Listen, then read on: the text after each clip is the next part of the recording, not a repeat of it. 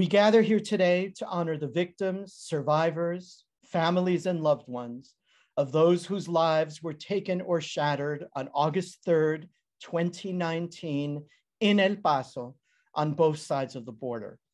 This included 23 dead and 27 injured. 8 of those killed were citizens of Mexico, and overall 22 of the 23 who died were of Mexican origin.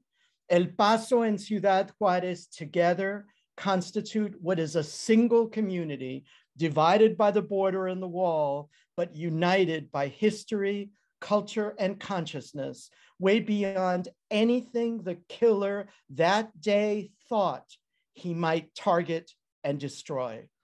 The assassin thought of himself as a warrior in a righteous war to defend what he described as his country against a supposed Hispanic invasion carried out by unarmed Latino families and children, mostly of Mexican and Central American origin. None of this is theoretical or abstract for me. El Paso, where I formerly lived and worked, continues to be my family's spiritual and cultural community.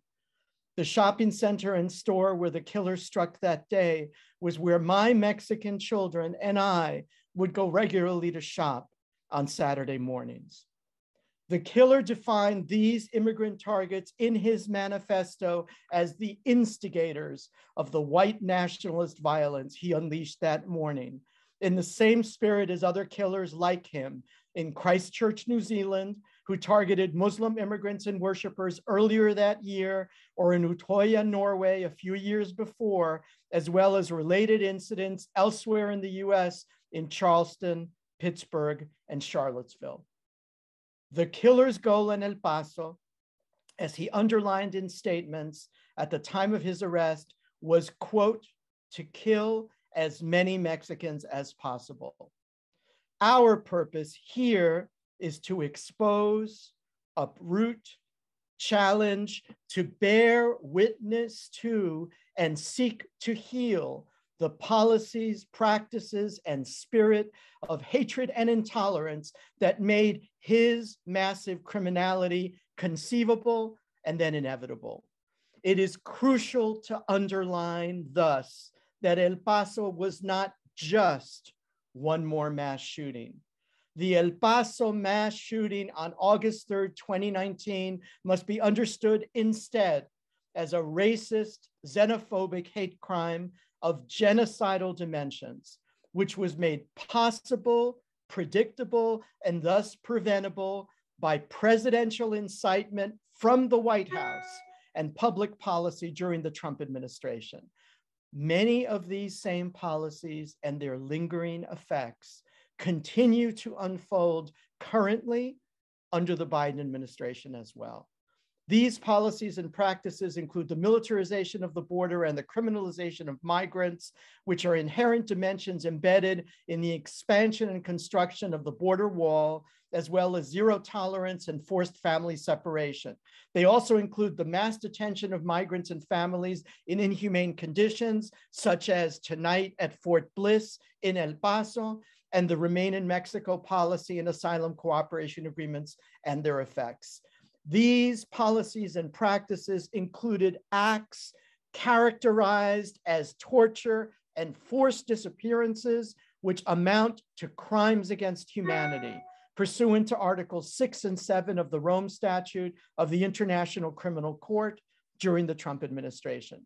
These policies must also be understood within their full historical context, as they further deepened the regressive legacies of previous administrations and over 100 years of anti-immigrant and specifically anti-Mexican policies deployed in the US-Mexico border region. August 3rd was a mass human rights crime and massacre, not simply another mass shooting. Under international law, this triggers a duty of transitional justice, including both criminal and civil prosecutions as needed, plus all the actions and processes necessary to comply fully with victims' rights to justice, memory, reparations, and guarantees of non-repetition, including a binational truth commission and an international tribunal. Current Biden administration policies that include abusive, inhumane conditions of confinement at Fort Bliss and equivalent settings, and negation of the right to seek asylum through the continuing abuse of emergency public health powers under Title 42, further exacerbate the conditions fostered by the Trump administration, which made August 3rd possible. Family separation was first tested as a pilot program in El Paso, with El Paso targeted as ground zero before it became a generalized policy in practice throughout the US-Mexico border region, throughout Aztlán. All of this was combined with the president and the administration's hateful, reiterated rhetoric, specifically targeting Mexican immigrants and their supposed invasion at the border, which are echoed today in more muted and subtle, yet still unmistakable terms when asylum seekers are turned away by the Biden administration's perpetuation of abusive, deceitful policies such as Title 42, with families thereby divided and migrant children detained, and the most marginalized indigenous communities of Guatemala and elsewhere told, do not come. August 3rd was the utterly predictable and preventable combination of all of this and of what became mass murder. Never again is now. Nunca más.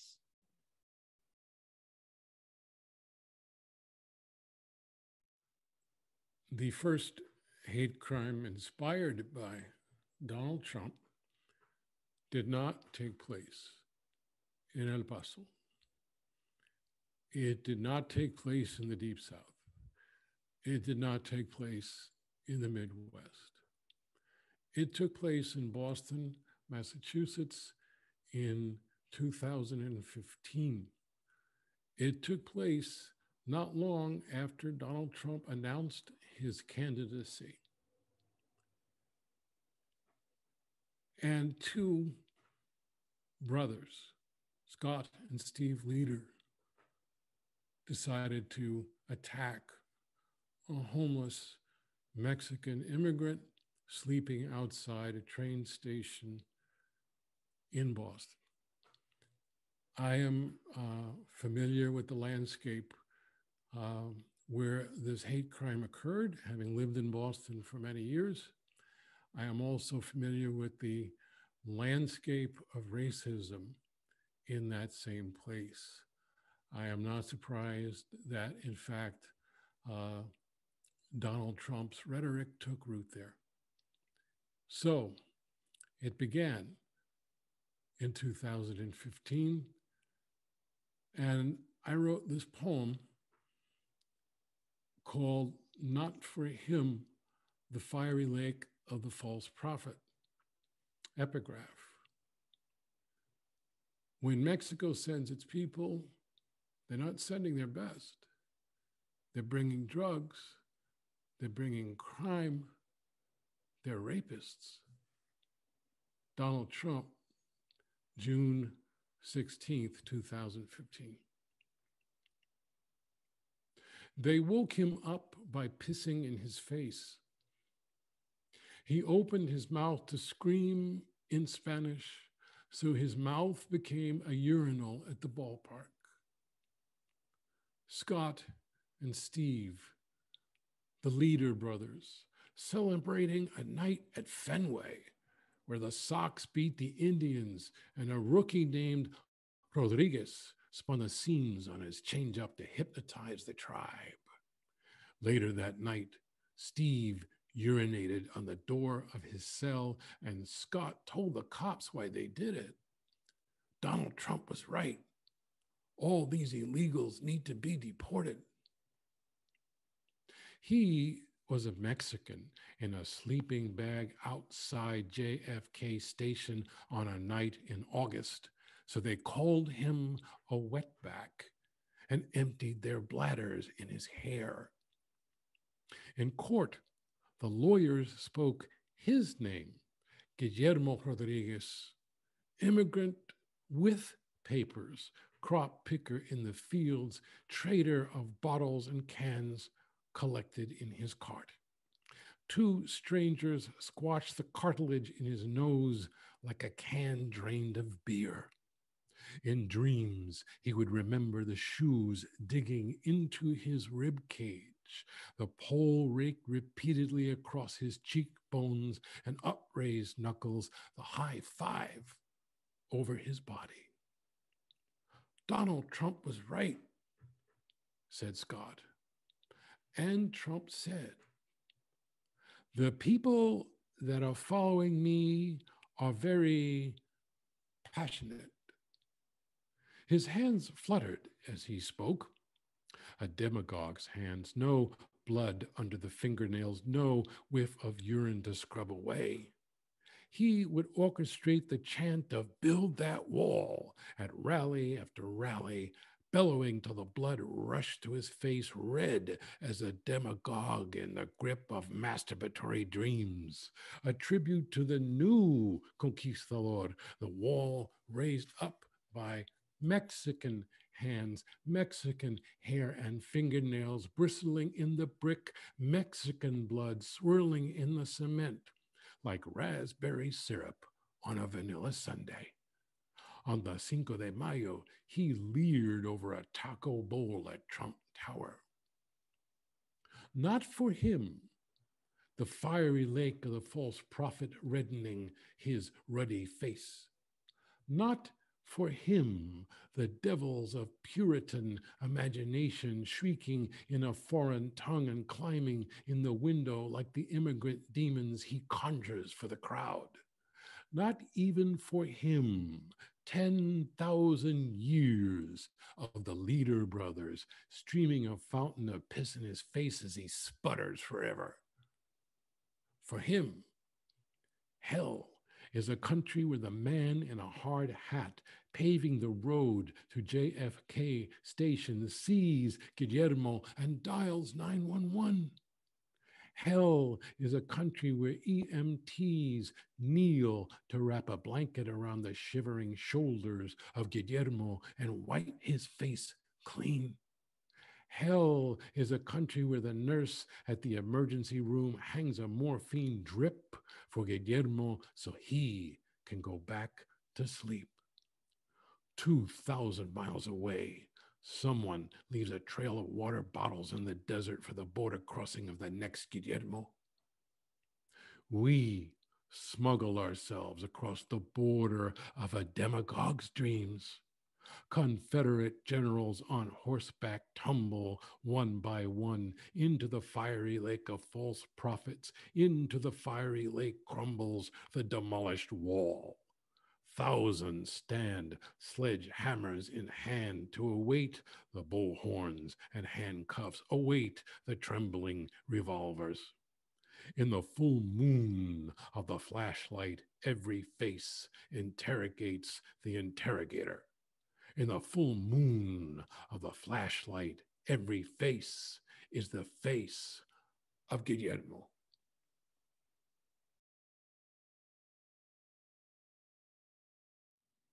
Mayorkas told Latinx people facing violence, don't come. Harris told Latinx people facing violence, don't come. Biden told Latinx people facing violence, don't come. But all year long in 2019, white supremacists came to El Paso, and exactly what was done. Before the year began, white supremacists came to harass and record migrants dropped off erratically at the Greyhound station by ICE. Conservative Anthony Agüero chased migrants with his video camera and followed them to their shelters.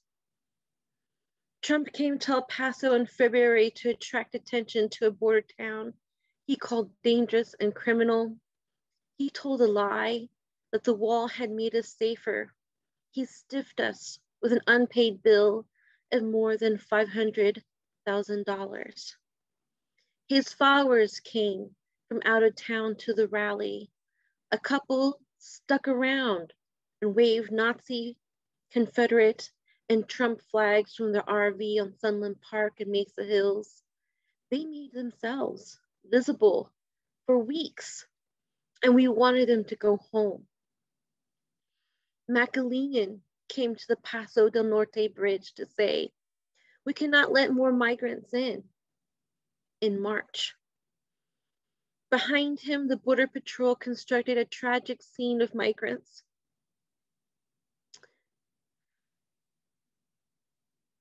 A tragic scene of migrants under the bridge, surrounded by a barbed wire fence. We were horrified as we watched people of all ages rounded up under the bridge and exposed to the cold elements. They had no showers, no toilets, no mats. They only had hard rock to sleep upon. The nights were still cold. One man held onto his 4-month-old child behind that barbed wire fence in the chilly air. The United States constitutional patriots came to El Paso, heavily armed in March, April, and May. Some of the members were felons. They dressed in paramilitary uniforms with big guns slung across them. They terrorized hundreds of migrants seeking asylum on our border. At night, they pointed their guns at hundreds of migrants to detain them on Executive Drive in Sunland Park. Not until June was their leader arrested for impersonating a border patrol. The We Build the Wall group came and kept bringing white supremacists to El Paso from spring through the summer. They broadcasted the project on Facebook Live and on YouTube, so all white supremacists can have their eyes on El Paso. And they scarred our shared and sacred Mount Cristo Rey with a monument to hate, which was a wall. Then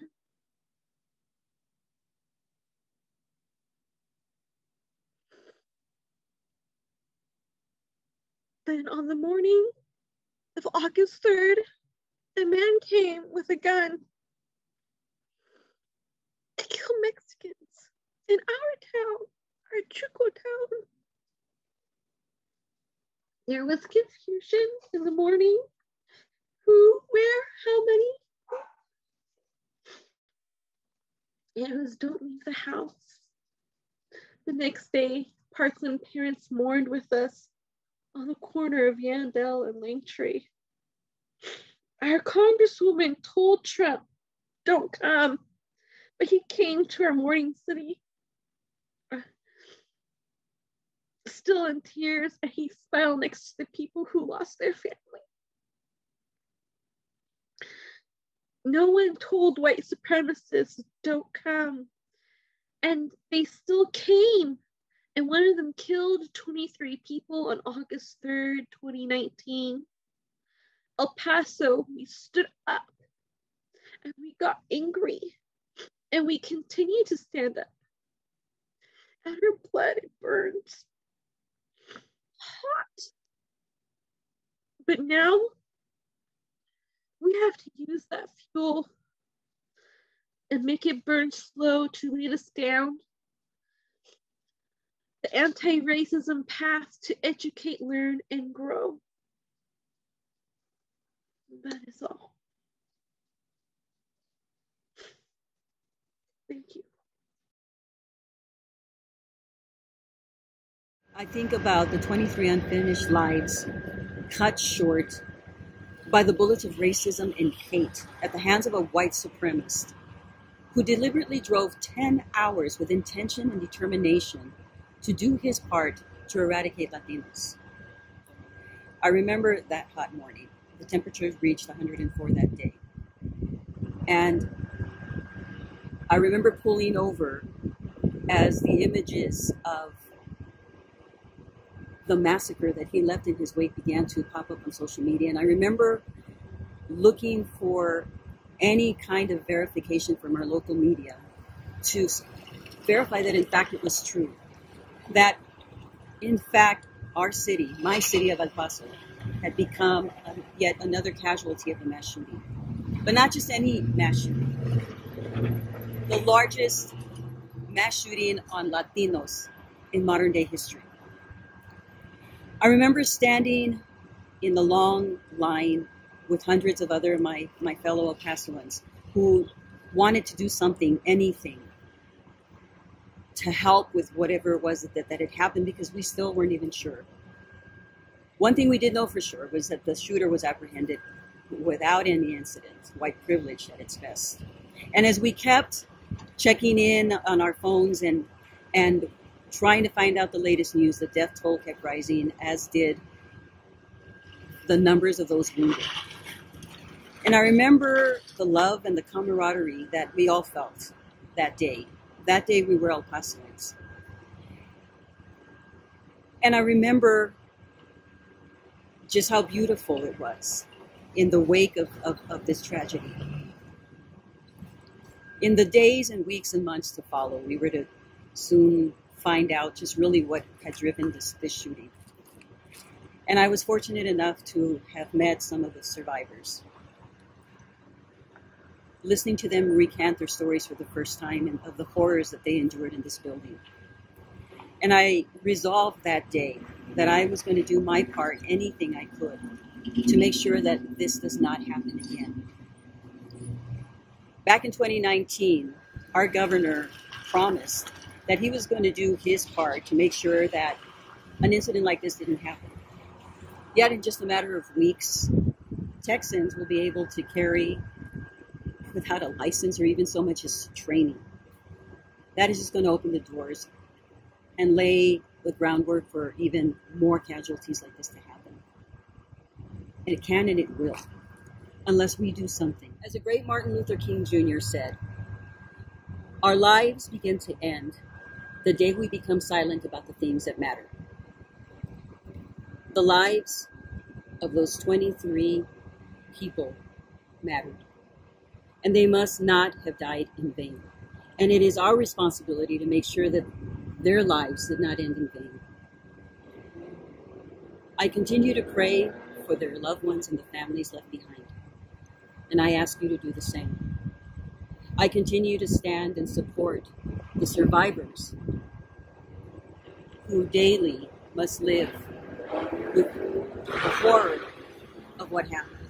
But healing cannot happen until we are honest with ourselves and we discuss the roots of the problem of why this happened in the first place.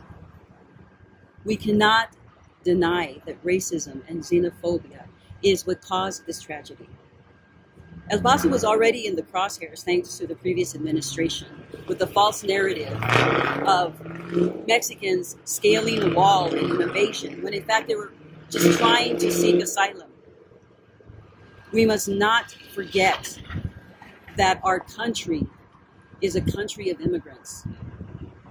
We must not forget that love will always win and overcome hatred and racism. We must remember that in order to move forward, we cannot forget what happened and why it happened. This is only the second of a lifetime of anniversaries, where we must work together to resolve to put aside our differences, so that together we can unite to uplift one another, to love one another, and together weed out the root causes of this racism and xenophobia and this hate. Because El Paso is a city of love, always has been and it always will. I ask you to continue to join me in praying for those families, for those lives lost, for our city, for our government, that they do what is right and just. And if they don't, that you join me in raising our voices to ensure that they do.